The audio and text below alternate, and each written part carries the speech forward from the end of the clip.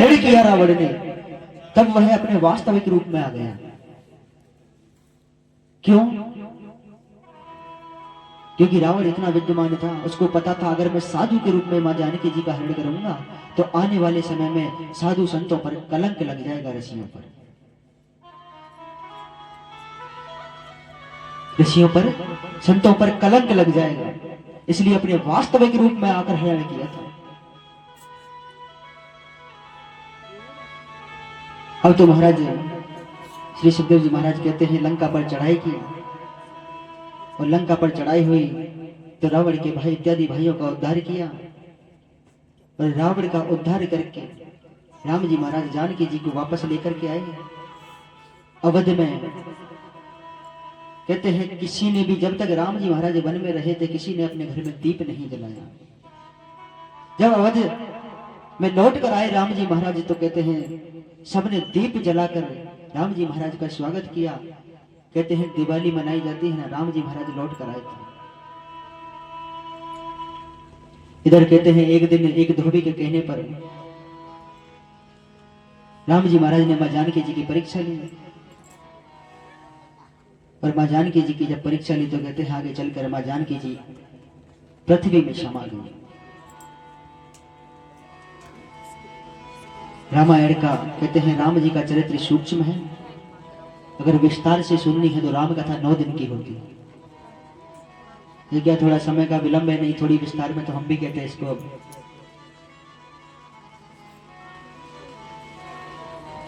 अब तो महाराज श्री सुखदेव जी महाराज कहने लगे कि हे राजा परीक्षित, अब मैं आपको चंद्रवंश का निरूपण कराने जा रहा हूं, चंद्रवंश की कथा सुनाने जा रहा हूं। अथात श्रूयता राजन् वंश सोमस्य पावन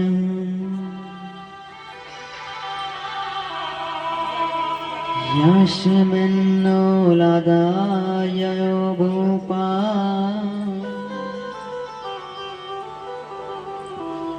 पुण्यन्ते कीर्त्यते।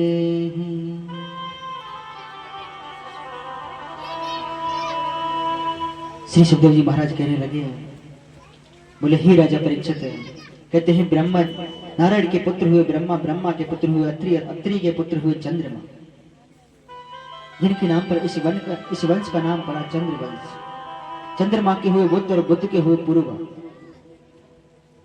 अब तो महाराज कहते हैं पूर्वा के 6 पुत्र हुए। इसी वंश में कहते हैं परम तेजस्वी एक और राजा हुए गादी, और महाराज कहते हैं आगे चलकर इसी वंश में एक राजा हुए जमदग्न, परशुराम जी हुए। और श्री सुखदेव जी महाराज कहते हैं यदुं चैतुर्वशं सेव देवयानी व्याजयत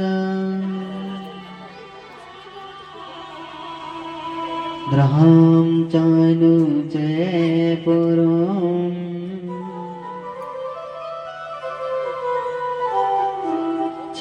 शमिष्ठावासपाणि। कहते हैं आगे चलकर यदु हुए, जिनके नाम पर इस वंश का नाम पड़ गया यदुवंश।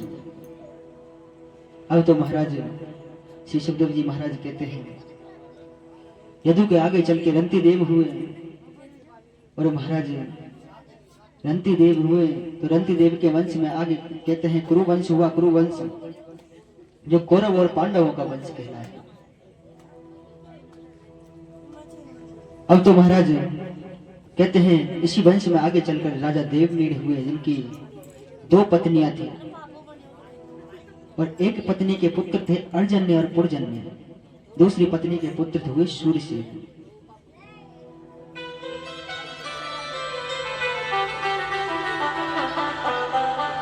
अर्जन्य पुरजन्य के जो 9 पुत्र थे, जिन्हें हम नवनंद कहते हैं,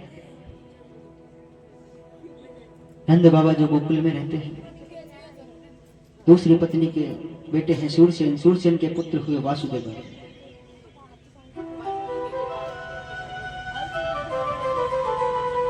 अब तो महाराज उग्रसेन हुए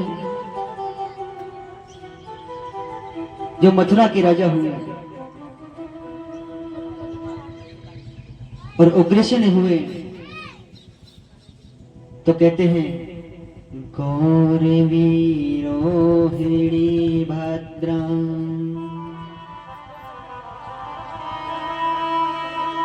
मदिरा रोचिना इला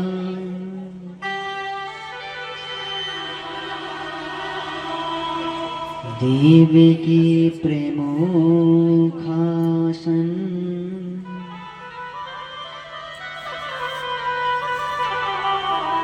पत्नी ये आनंद कुंद भई। उग्रसेन हुए जो मथुरा के राजा हुए, और उग्रसेन की कहते हैं जो भार्या थे वह गर्भवती हुई और एक दिन वन में विचरण करने के लिए गई। तो वन में जब विचरण करने के लिए गई तो वहां पर दुर्मिल नामक एक राक्षस की उनके गर्भ पर छाया पड़ गई।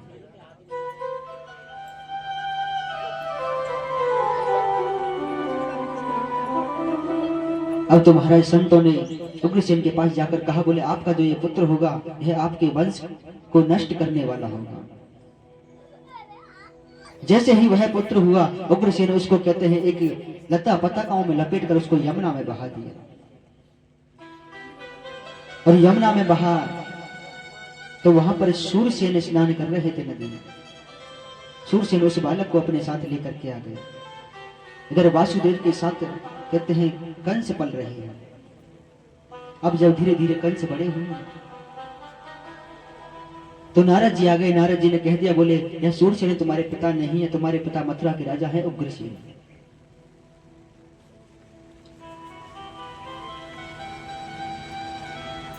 अब तो कंस कहते हैं भोले बाबा का तप करने के लिए चला गया।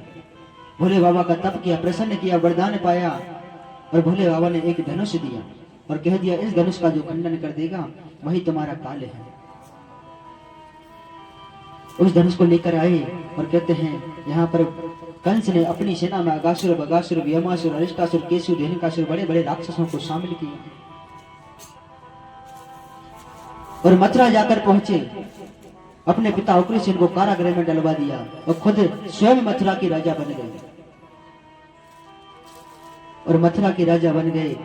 मथुरा में घोषणा करवा दी, अब यहाँ पर कोई भी यज्ञ इत्यादि कार्य नहीं होगा, अब यहाँ का राजा मैं हूं।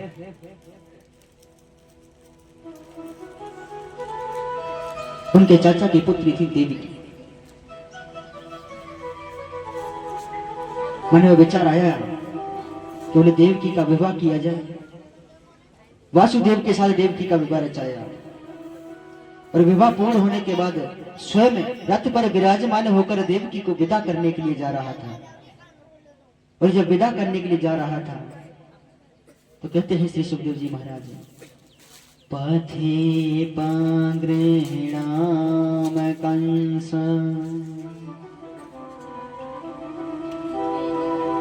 मां भाष्यः शरीवाका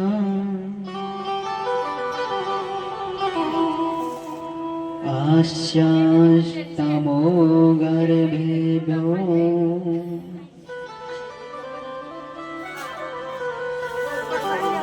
हन्ता बहेशे बुद्धा।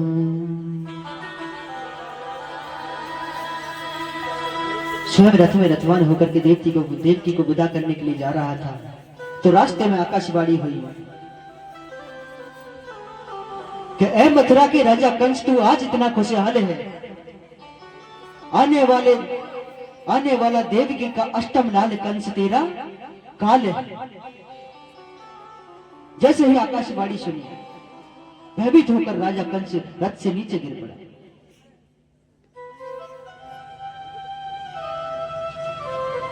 अब तो महाराज कहते हैं राजा कंस रथ से नीचे जा पड़ा और नीचे गिरा। विचार करने लगा जिस बहन का विवाह मैंने करवाया, उसको विदा करने जा रहा हूं, उसका 8वां लाल मेरा काल है। केश पकड़कर देवकी के रथ से नीचे खींच लिया, मारने लगा। वासुदेव ने रोक लिया। वसुदेव जी कहने लगे, बोले राजा कंस, बोले देवकी आपका काल नहीं है, देवकी का लाल आपका काल है 8वां। आप देवकी को छोड़ दीजिए, हमारे जो भी पुत्र होगा हम आपको लाकर सौंप देंगे। अब तो कारागृह में बंद कर दिया, और कारागृह में बंद कर दिया तो महाराज धीरे धीरे कहते हैं समय बीता तो देवकी का पहला पुत्र हुआ। पहला पुत्र जब हुआ, वसुदेव जी उसको लेकर के आए राजा कंस के पास। कंस उसको निहारने लगा, दया के भाव आ गए कंस के मन में।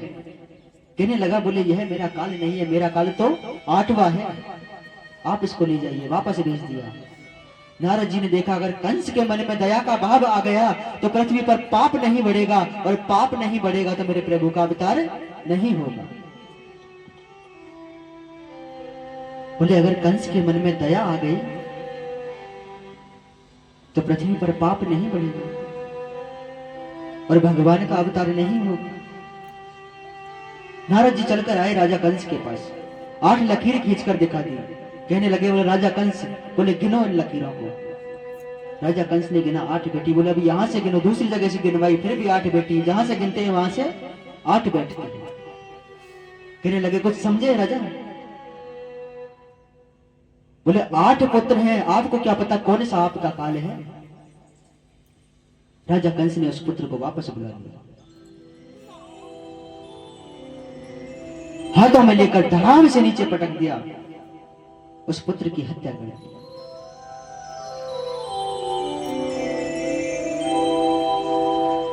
अब तो महाराज धीरे धीरे पहले पुत्र की हत्या की, दूसरे की, तीसरे की, धीरे धीरे 6 पुत्रों की हत्या कर दी। भगवान ने योग माया से 7वें पुत्र को छीड़ करके रोहिणी के गर्भ में पहुंचा दिया।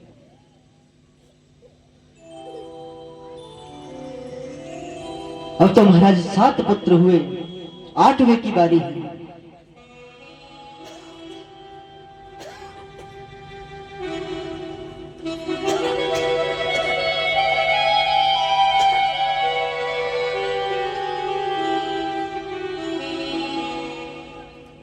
अब तो महाराज श्री सुखदेव जी महाराज कहते हैं कि हे राजा परीक्षित, अब तो समय आ चुका है। 8वें पुत्र का कृष्ण पक्ष है, अष्टमी तिथि है, रोहिणी नक्षत्र है, बुधवार का दिन है, और कहते हैं रात के ठीक 12 बजे मेरे कन्हैया जी का प्राकट होता है 4 बजे रूप में। बोलिए 4 भुजानाथ की जय हो, 4 भुजानाथ की जय हो, 4 भुजानाथ की जय हो। कहते हैं भगवान कहने लगे, बोले आप हमें तुरंत गोकुल छोड़कर के आइए, वहां यशोदा ने एक कन्या को जन्म दिया, आप हमें वहां छोड़कर आइए, उस कन्या को लेकर के आइए। वसुदेव जी कहने लगे, हमारे हाथों में हथकड़ियां, पैरों में बेड़ियां और कारागृह में ताले लगे हुए हैं। अब जब स्वयं परमात्मा उनके पास आ गए तो अब काहे के ताले, अब काहे की बेड़ियां, काहे की हथकड़ियां, सब खुल गए, सारे पहरेदार सो गए। अब तो कहते हैं वसुदेव जी कन्हैया जी को लेकर के जा रहे हैं, एक टोकरी में बैठा करके, और आपके सामने बहुत ही सुंदर वसुदेव जी कन्हैया जी आ रहे हैं, एक टोकरी में बैठा करके लेकर के जा रहे हैं। रास्ते में यमुना पड़ी, यमुना ठाकुर जी के चरणों का स्पर्श करना चाहती है कन्हैया का। यहाँ पर परीक्षित कहने लगे, बोले हे श्री सुखदेव जी महाराज, ये यमुना कौन है, ठाकुर जी के चरणों का स्पर्श क्यों करना चाहती है?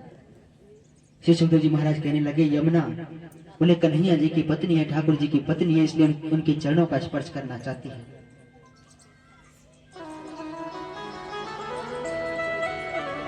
यमुना से चरणों का स्पर्श कराया और कहां जाकर पहुंचे, गोकुल में जाकर।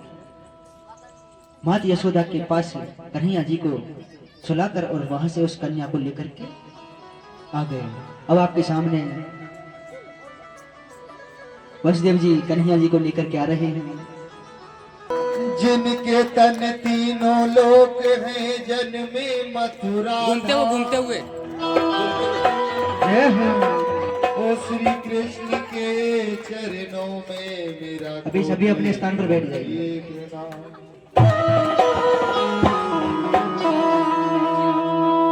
ओ भादों की रात में ये जन्म हो गया, आ जाइए। ओ भादों की रात बैठ में जाइए। ये जन्म हो गया, जेल में देवकी के ललन हो गया। ओ जेल में देवकी के ललन हो गया।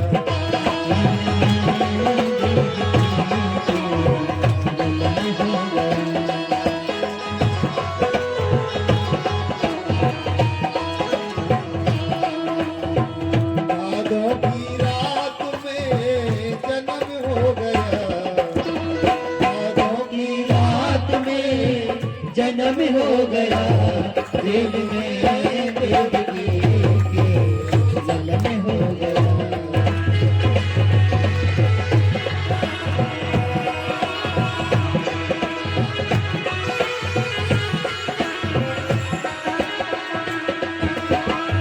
और किस प्रकार से वो टूटा सा मंगाया सूपा, उल्टा शाम गाया शोभा, मिसलाए श्याम सलूपा हो।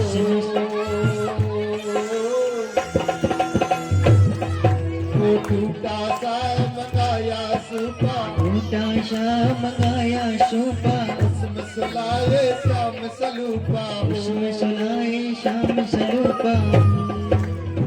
कंस को मारने, कंस को मारने काल आ गया, जेल में देवकी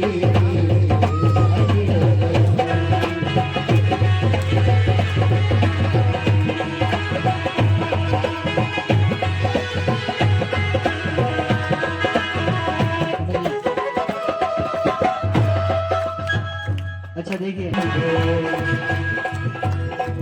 वो भादों की रात में जन्म हो गया,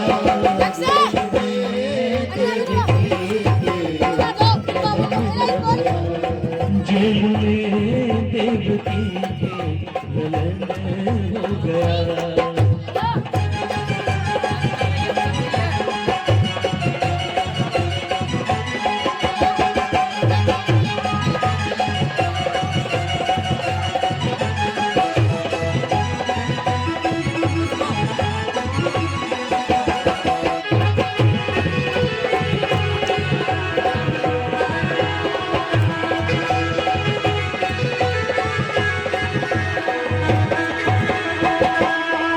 ओ ललन हो गया है, ललन हो गया, जेल में देवकी ललन हो गया, जेल में देवकी ललन हो गया, जेल में देवकी ललन हो गया। बोलिए बाल कृष्ण भगवान। जन्म लिए घनश्याम में जय हो। साई खुशी अपार, जय जय। जुर मिले सखियां आ गई, सुगा में मंगल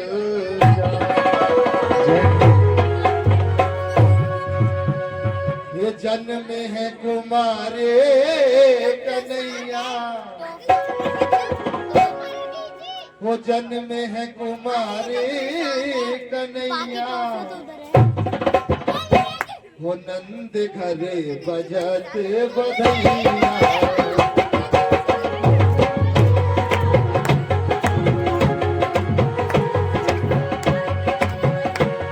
ओ जन्म तुम्हारे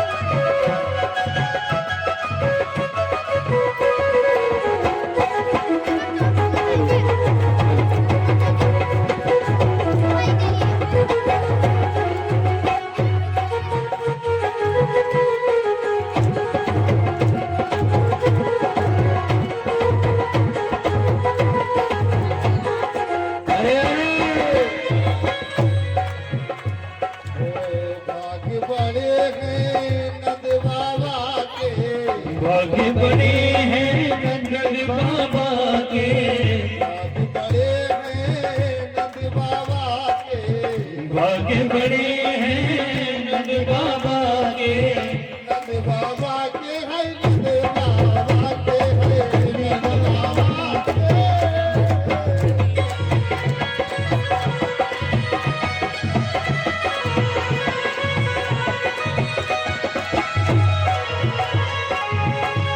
अरे खुश होवत है मैया, खुश होवत है मैया, नंद करे बानी अड़िया।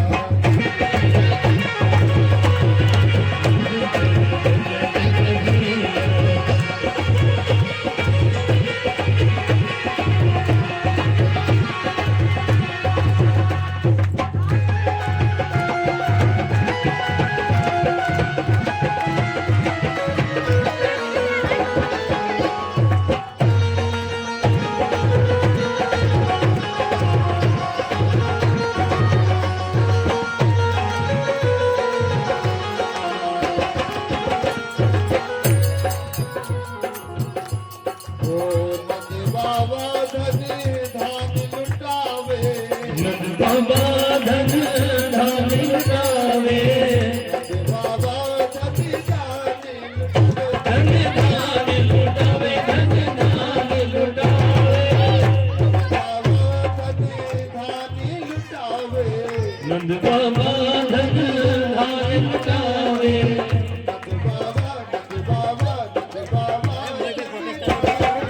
करेगा धान लुटावे, धन धान लुटावे। और तान में कहा दे रहे, वो तान में दे रहे हैं गैया। आनंद बाबा के गैया ज्यादा,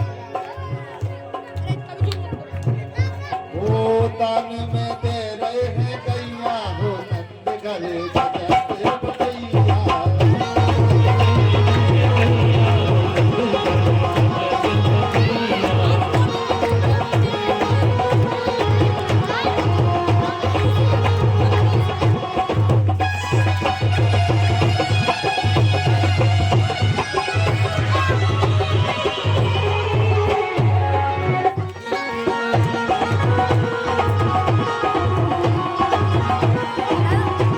हुयो नंदलाल बधाई सारा भगता हमें, यशोदा के हुयो नंदलाल बधाई सारा भगता हमें, बधाई सारा भगता ने, बधाई सारा भगता ने, बधाई सारा भगता ने, बधाई सारा भगता ने, यशोदा के हुयो नंदलाल बधाई सारा भगता ने, यशोदा के हुयो नंदलाल बधाई सारा भगता ने।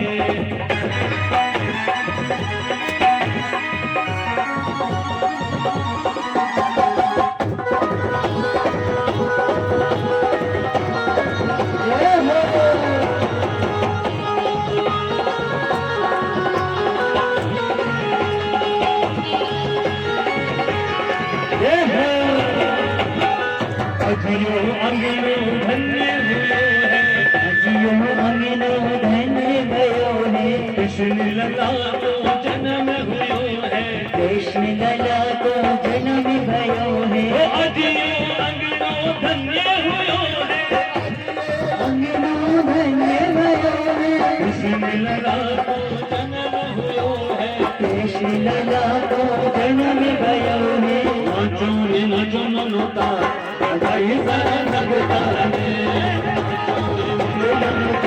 बधाई सारे भगता ने। मुझे ऐसा लग रहा है कि इधर वालों को तो शायद कृष्ण जन्म की खुशी है, उधर नहीं है। हमारे घर में बच्चे का जन्म होता है, हम रोड पे नाचते हैं, शादी जो हम रोड पे नाचते हैं, नहीं हमारे बीच में आए हैं। आइएगा मिलिए एक साथ। यशोदा के हुयो नंदलाल बधाई सारा भगता ने, यशोदा के हुयो नंदलाल बधाई सारे भगता ने।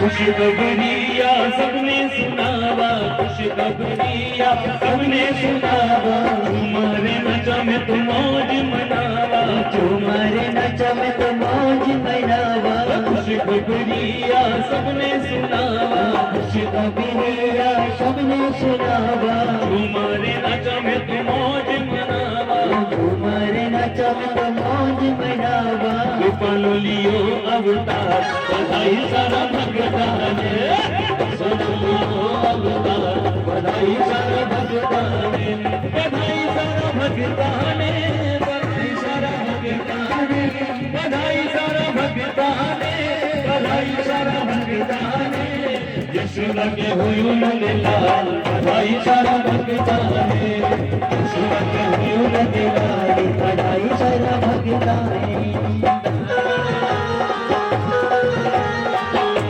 बधाई सारा भगताने,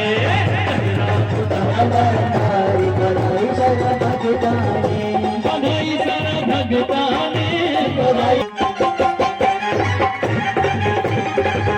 चलो जी चलो यशोदा माता के चला, चलो जी चलो यशोदा माता के चला, रख निरक्षा नूर रही बारा, रख निरक्षा नूर रही बारा, आओ सजमा पूजन ठाल, बधाई सारा भगताने, आओ सजमा पूजन ठाल, बधाई सारा भगताने, बधाई सारा भगताने, बधाई सारा भगताने, बधाई सारा भगताने, बधाई सारा भगताने। अच्छा देखिए, सभी को खुशी है। हमारे वैष्णदेव जी, वैष्णदेव जी, वैष्णदेव जी खड़े हो जाइए। अब आपका नंबर है, कन्हैया जी को मुझे दे दीजिए, मेरे पास भी आइए कन्हैया जी, आप खड़े हो जाइए नृत्य के लिए। आपको भी तो खुशी है, नानी हुआ है तो खड़े हो जाइए। दीवानी बन जाऊंगी, दीवानी बन जाऊंगी, दीवानी बन जाऊंगी, दीवानी बन जाऊंगी, दीवानी बन जाऊंगी, मस्तानी बन जाऊंगी, दीवानी बन जाऊंगी, मस्तानी बन जाऊंगी, दीवानी बन जाऊंगी, दीवानी बन जाऊंगी।